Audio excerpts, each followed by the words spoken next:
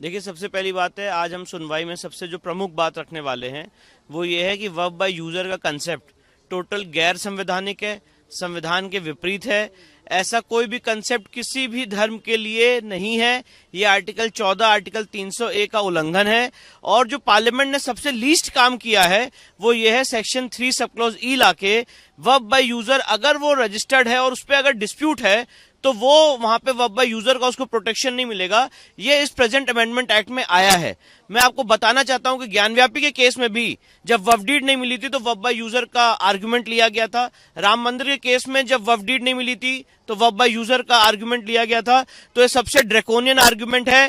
कोई आपको मंदिर by user, church by user, गुरुद्वारा बाय यूजर नहीं मिलेगा, पर वर्ब बाय यूजर के माध्यम से हजारों एकड़ जमीन कब्जा की गई है। ये सारी बातें हम सुप्रीम कोर्ट के सामने पॉइंट आउट करने जा रहे हैं।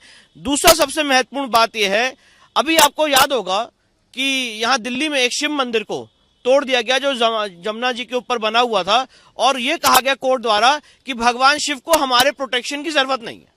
तो उसी तरह से अल्लाह को भी किसी के प्रोटेक्शन की जरूरत नहीं है। जो कानून है वो अपना काम करेगा।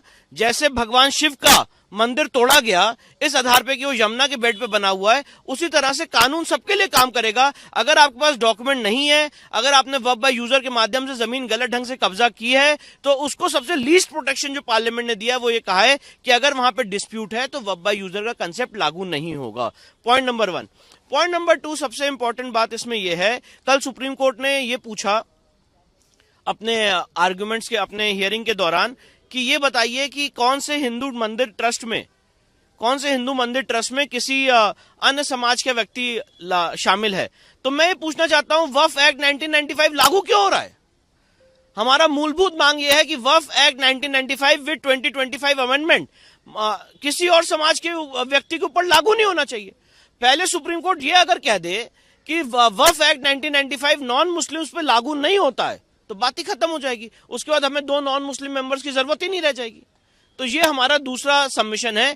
तीसरा सबसे इंपॉर्टेंट बात मैं आपके सामने बताना चाहता हूं कि सुप्रीम कोर्ट का ही जजमेंट है, राशिद वली बेग का जजमेंट है 2022 सुप्रीम कोर्ट, जिसमें बात कही गई है सुप्रीम कोर्ट द्वारा कि नॉन मुस्लिम को भी वक्फ है कि नहीं है, ये बात वक्फ ट्राइब्यूनल में चैलेंज करनी पड़ेगी। पहले ऐसा नहीं था।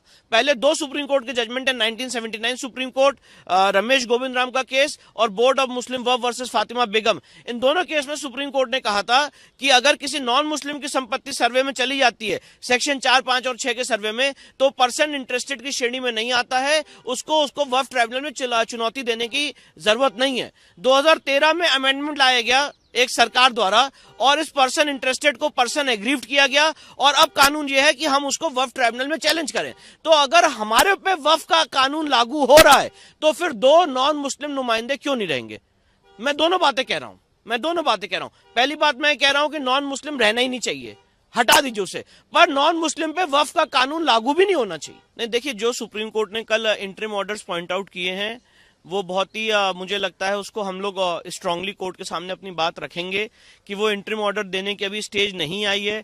एक पिटीशन हमारी तरफ से 2 याचिकाएं दायर की गई हैं जिसमें हमने कहा है कि 1995 का एक्ट ही गलत है, वो पूरा एक्ट गलत खत्म किया जाए। शामलत दा गलत है, उसको स्टे करिए। सेक्शन 40 को स्टे करिए। जितनी सरकारी संपत्ति चली गई है फिर उसको वापस लाइए। जो वर्ब बाय यूजर से संपत्ति गलत दर्ज हो गई है उसको वापस लाइए, फिर उसका भी स्टे होना चाहिए। वर्ब बाय यूजर के कंसेप्ट का भी स्टे होना चाहिए। तो ये भी हमारी मांग है जो हम कोर्ट के सामने रखेंगे।